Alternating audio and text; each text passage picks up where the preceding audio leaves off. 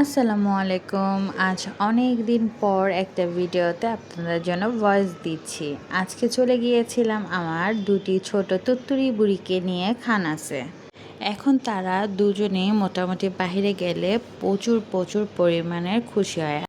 আর এখানে বড়জন কি বলছিল সেগুলো আমি অবশ্যই রিলে আপনাদের সাথে ভিডিওটা শেয়ার করব। আর ছোটজন এখানে তার ঝুঁটিগুলো খোলার জন্য পাগল হয়ে গিয়েছে।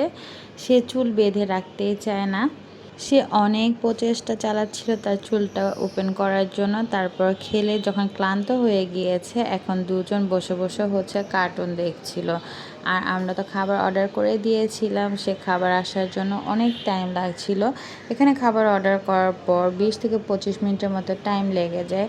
আর এই তো এখানে আমাদের সব খাবারগুলো চলে এসেছে। আর এখানে খাবারগুলো অনেক অনেক মজা, আর প্রাইসও খুব রিজনেবল। স্টুডেন্টরা এই রেস্টুরেন্ট প্রেফার করতে পারবেন। আর এখানের এই পেস্ট্রিটা অনেক মজা ছিল। মান্নাত তো খুবই পছন্দ করেছিল। আর ওকে আমি জিজ্ঞেস করছিলাম এটা মজা কিনা, সে বলেছে হ্যাঁ অনেক মজা।